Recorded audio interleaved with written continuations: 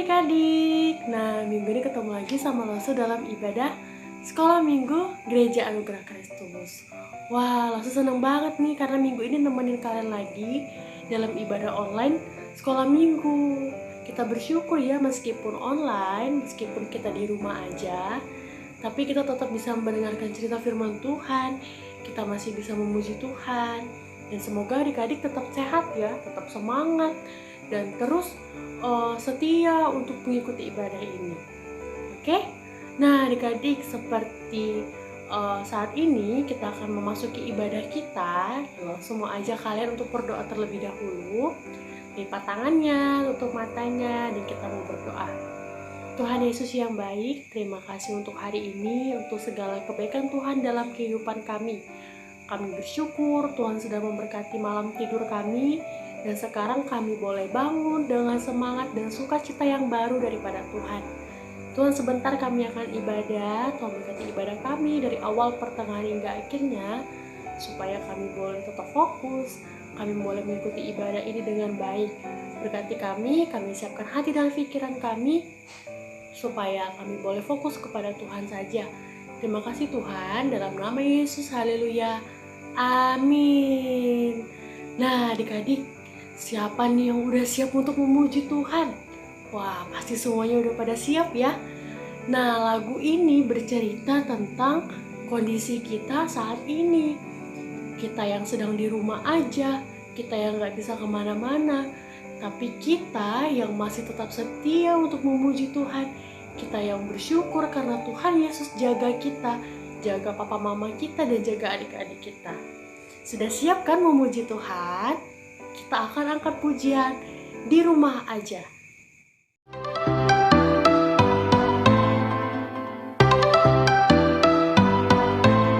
Aku main di rumah, belajar juga di rumah, makan, tidur, nonton YouTube juga di rumah. Namun aku bahagia karena Tuhan menjaga papa,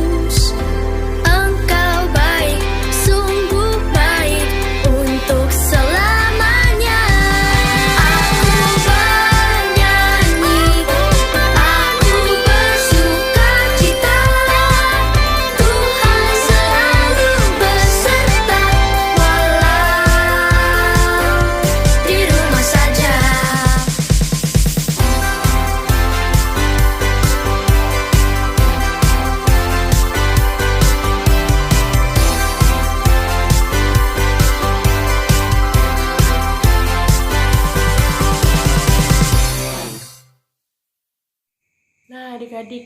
Gimana tadi lagunya? Bagus sekali kan? Wah, lagunya memang benar-benar menggambarkan situasi kita saat ini. Tetapi kita nggak boleh kalah sama situasi sekarang. Kita tetap harus bersyukur. Kita harus lebih giat lagi dekat sama Tuhan. Wah, lagunya sangat memberkati ya. Dan selanjutnya, kita akan menyiapkan hati kita. Kita akan siapkan telinga kita. Karena kita mau mendengarkan cerita firman Tuhan. Adik-adik sudah siap belum? Sudah ya? Adik-adik sudah harus siap ya. Karena itu, karena menyambut firman Tuhan, langsung mau ajak kalian kembali bernyanyi. Kita akan angkat pujian anak sekolah minggu, dengar-dengaran.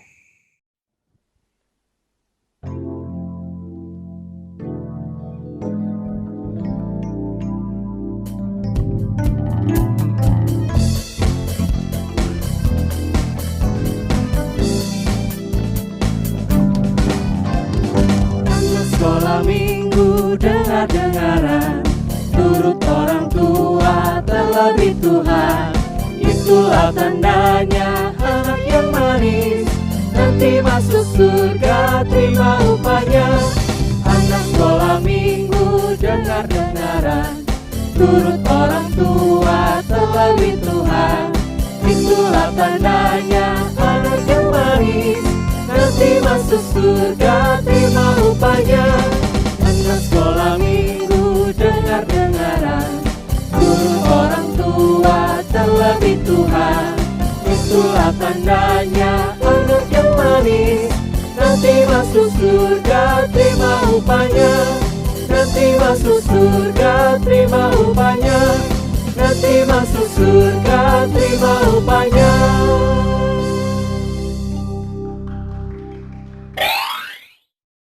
Shalom adik-adik, balik lagi nih sama Loso Yohana. Tadi kita udah memuji menyembah Tuhan ya. Sekarang kita mau mendengarkan firman Tuhan. Namun sebelum kita mendengarkan firman Tuhan, yuk kita mau berdoa terlebih dahulu. Kasih sikap terbaik, lipat tangannya, tutup matanya, kita siapkan hati kita mau berdoa. Ikutin Loso berdoa ya. Tuhan Yesus, terima kasih. Kami sudah memuji, menyembah Tuhan. Tuhan, sekarang kami mau mendengarkan firman Tuhan. Tuhan tolong kami ya, untuk duduk diam, tertib, mendengarkan firman Tuhan. Tuhan tolong kami juga ya, untuk dapat mengerti firman Tuhan ini. Terima kasih Bapa yang baik. Hanya dalam namamu Tuhan Yesus Kristus, mari yang siap mendengarkan firman Tuhan sama-sama katakan, amin. Oke adik-adik, kita menyaksikan videonya. Raja Yoyakim 2 Tawarik 36 ayat 5-8. Yoyakim berumur 25 tahun pada waktu ia menjadi raja dan 11 tahun lamanya ia memerintah di Yerusalem. Ia melakukan apa yang jahat di mata Tuhan Allahnya.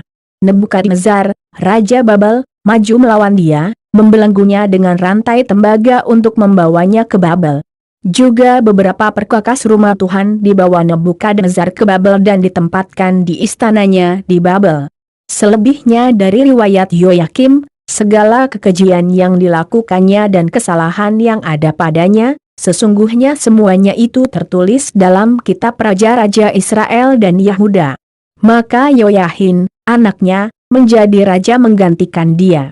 Raja Yoyahin 2 Tawarik 36 ayat 9-10. Yoyahin berumur 18 tahun pada waktu ia menjadi raja dan 3 bulan 10 hari lamanya ia memerintah di Yerusalem. Ia melakukan apa yang jahat di mata Tuhan. Pada pergantian tahun Raja Nebukadnezar menyuruh membawa dia ke Babel beserta perkakas-perkakas yang indah-indah dari rumah Tuhan dan Zedekia, saudara ayah Yoyahin, menjadi raja atas Yehuda dan Yerusalem. Nah adik-adik, tadi kita udah sama-sama ya saksiin videonya. Tadi videonya ceritanya tentang apa ya? Tentang Yoyakim, Raja Yehuda. Nah tadi lewat firman Tuhan tadi adik-adik menangkap poin apa kira-kira? Langsung menangkap ada satu poin penting yang harus kita ingat sama-sama. Dan kita berdoa bahwa Tuhan memampukan kita melakukannya ya adik-adik. Amin. Tadi Yoyakim tadi, Raja Yehuda tadi dikatakan hidupnya gimana di hadapan Tuhan? Dia hidup jahat di hadapan Tuhan. Dia hidup dengan tidak benar di hadapan Tuhan. Dia berbeda dengan nenek moyangnya Daud. Adik-adik, kira-kira nih tadi apa yang dilakukan oleh Raja Yoyakim itu benar nggak? Salah. Kita nggak boleh hidup seperti Raja Yoyakim. Karena kenapa? Dia melakukan apa yang jahat di mata Tuhan, berbeda dengan bapak leluhurnya Daud. Tuhan nggak suka ketika kita melakukan hal yang jahat. Kita nggak boleh melakukan hal yang jahat. Karena apa? Karena Tuhan mengajarkan kita untuk hidup benar, adik-adik. Nah, adik-adik, Lause hidup jahat itu kayak gimana aja sih? Lause percaya adik-adik udah tahu sebenarnya. Nah, tapi mari yuk kita kulas balik ya. Hidup jahat itu hidup dengan tidak benar, melakukan apa yang salah, adik-adik. Jadi ketika kita melakukan apa yang salah, apa yang merugikan orang lain maupun diri kita sendiri nantinya, itu kita sudah hidup dengan jahat, adik-adik. Ketika kita mencontek, mencuri, berbohong atau berkata kasar, itu kita udah melakukan apa yang jahat, sesuatu yang kita lakukan dengan tidak baik, tidak menyenangkan baik untuk orang lain maupun untuk kita nantinya, itu adalah perbuatan yang jahat. Apalagi ketika itu bukan hanya tidak menyenangkan orang lain, tetapi juga merugikan orang lain. Nah, Lause punya satu perumpamaan yang adik-adik. Ada satu kisah tentang seekor ayam dan seekor anak elang. Nah, jadi satu hari ada seekor anak ayam, dia menemukan telur elang. Nah, telur burung elang. Adik-adik tahu ya burung elang kayak gimana? Nah, jadi anak ayam ini menemukan telur seekor burung elang. Satu saat ketika telur ini menetas, dia hidup layaknya anak ayam. Karena tadi dia ditemukan oleh anak ayam ya. Tetapi satu saat lagi ketika anak elang ini berjalan-jalan, dia melihat di atas langit ada sekumpulan burung yang terbang tinggi dan dia melihat, wah hebat ya ketika aku bisa terbang nih. Wah hebat ya kalau aku bisa terbang. Jadi dia berusaha, dia mau terbang sampai kakaknya si ayam tadi lihat, ngapain kamu terbang? Kita itu ayam, kita gak akan pernah bisa terbang.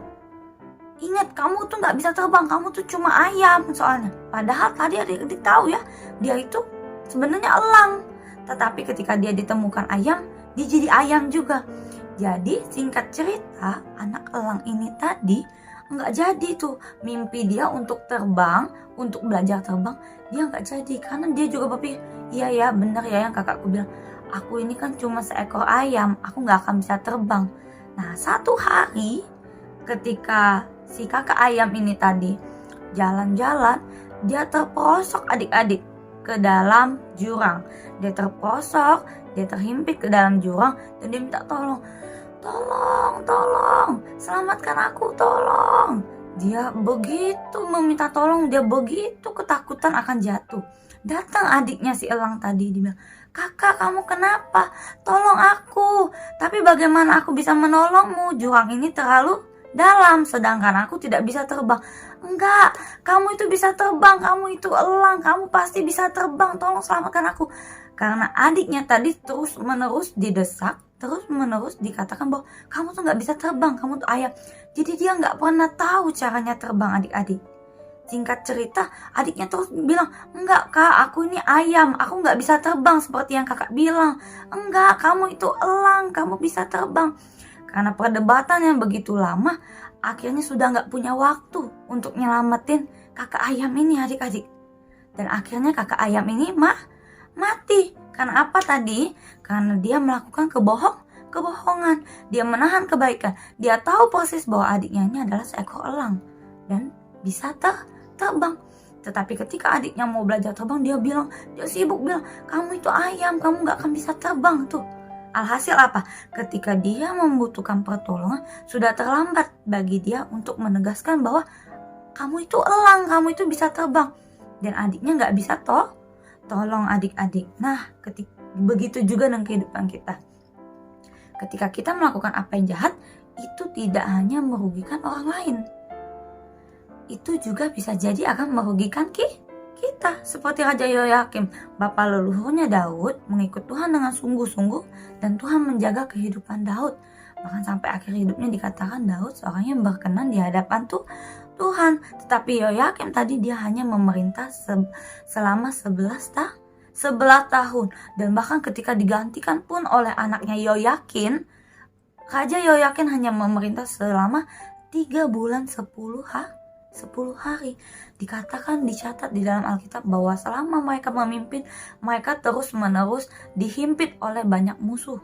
Orang-orang Babel, semua orang Tuhan buat melawan mereka. Bukan karena Tuhan tidak sayang adik-adik, tetapi ketika kita melakukan hal yang jahat, percaya bahwa apa yang kita tabur itu kita tuai. Mereka melakukan apa yang jahat di mata Tuhan.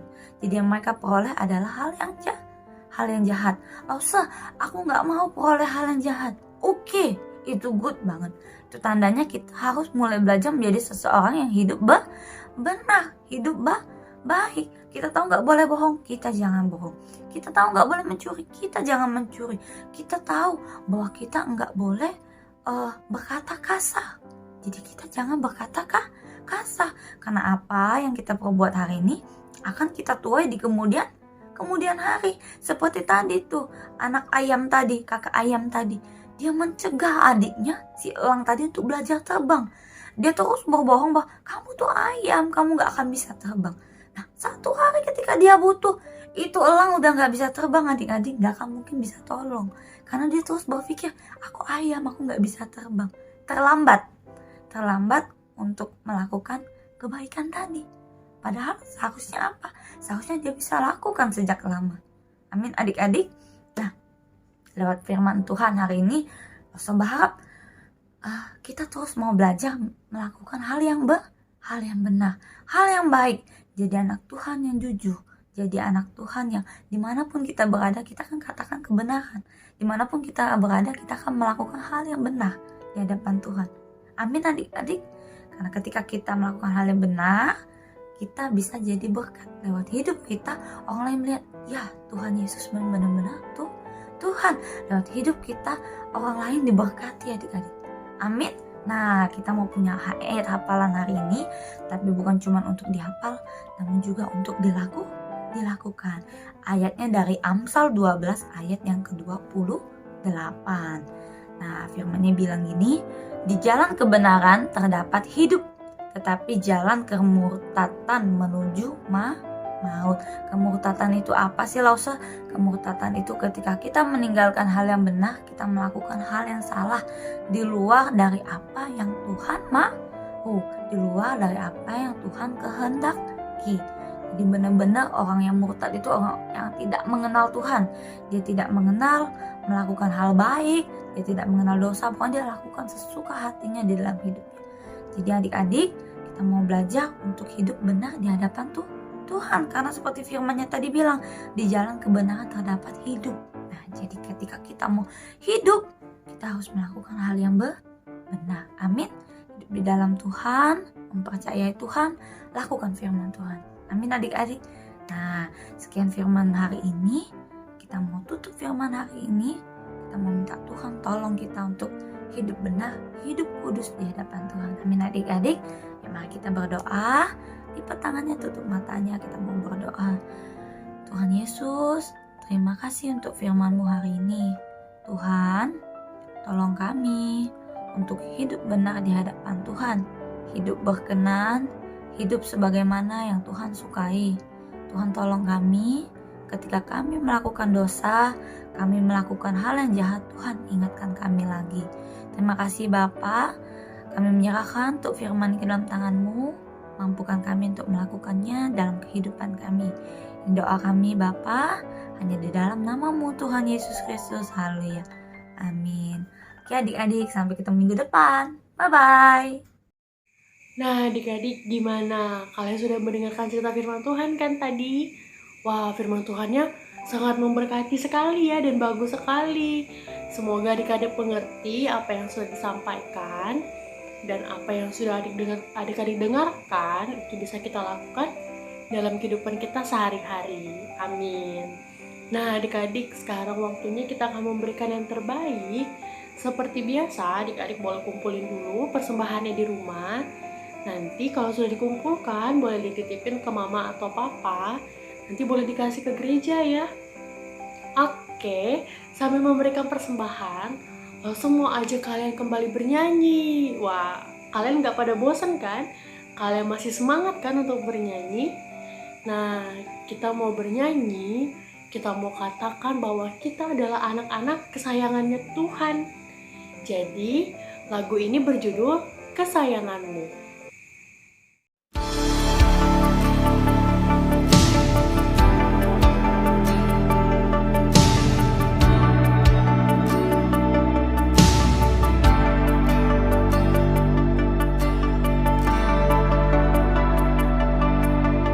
Kau telah memilihku, menyebutku kesayanganmu, kau yang menjadikanku sebagai anakmu, memanggilmu Bapa. Ku mau mengenalmu, berjalan dekatmu, Bapa yang baik. Di setiap waktu ku angkat tanganku, menyembahmu selalu. Kaulah Bapakku dan ku anakmu.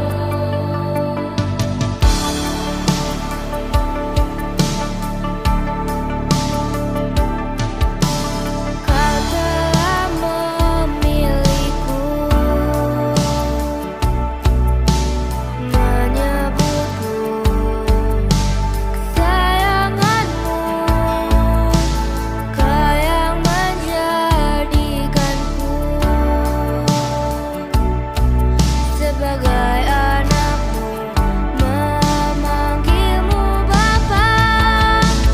Ku mau mengenalmu, berjalan dekatmu, Bapa yang baik. Di setiap waktu ku angkat tanganku, menyembahmu selalu. Kaulah Bapakku dan ku anakmu.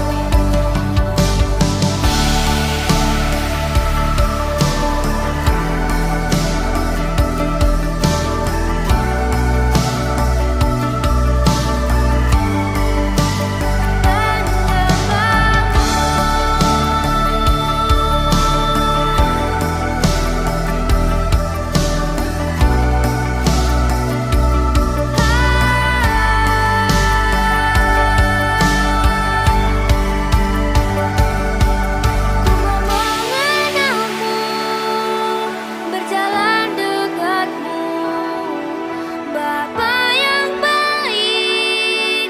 Di setiap waktu ku angkat tanganku, menyembahmu selalu. Kaulah Bapakku dan ku anakmu. Ku mau mengenalmu, berjalan dekatmu, Bapa yang baik. Di setiap waktu ku angkat tanganku, menyembahmu selalu. Kaulah Bapakku dan ku anakmu. Kaulah Bapakku dan ku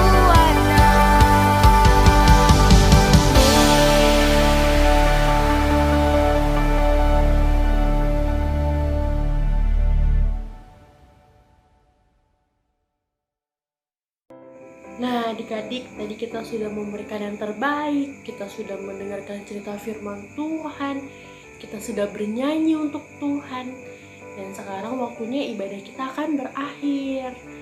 Nah, sebelum kita mengakhiri ibadah kita, langsung mau ajak kalian berdoa terlebih dahulu. Langsung juga mau ajak kalian berdoa untuk penutup dan juga untuk persembahan ya. Semuanya lipat tangannya, tutup matanya, dan tundukkan kepalanya, kita berdoa. Tuhan Yesus yang baik, terima kasih untuk ibadah yang sudah Tuhan berkati dari awal, pertengahan, hingga akhirnya. Tuhan, kami bersyukur di masa pandemi ini kami tetap memuji Tuhan, tetap beribadah. Tuhan, terima kasih untuk lause-lause yang boleh Tuhan berkati melayani kami. Kami bersyukur untuk pujian, untuk firman Tuhan yang boleh kami dengarkan. Tuhan berkati setiap kami supaya melalui ibadah ini ada suatu hal baru yang boleh kami dapatkan, dan kami menjadi anak-anak yang terus bertumbuh di dalam Tuhan. Tuhan berkati untuk persembahan sekolah minggu kami, kiranya boleh berguna bagi sekolah minggu kami. Dan Tuhan berkati juga untuk kami 1 minggu ke depan. Semoga kami boleh terus ingat dengan Tuhan, kami boleh terus datang kepada Tuhan hingga minggu depan kami bertemu dalam ibadah kembali. Tuhan, terima kasih, berkati kami, berkati teman-teman kami, berkati keluarga kami. Biarkan kami boleh sehat terus, kami boleh terus menjadi anak-anak yang kuat, anak-anak yang dengar-dengaran, anak-anak yang baik dan taat. Terima kasih ya Tuhan, inilah doa kami, dalam nama Tuhan Yesus kami sudah berdoa mengucap syukur. Haleluya, amin. Nah adik-adik, kita bersyukur ya ibadah kita sudah berakhir. Dan adik-adik tetap jaga kesehatan, jangan lupa untuk berdoa dan baca firman Tuhan ya. Selamat hari Minggu, Tuhan Yesus memberkati, Shalom.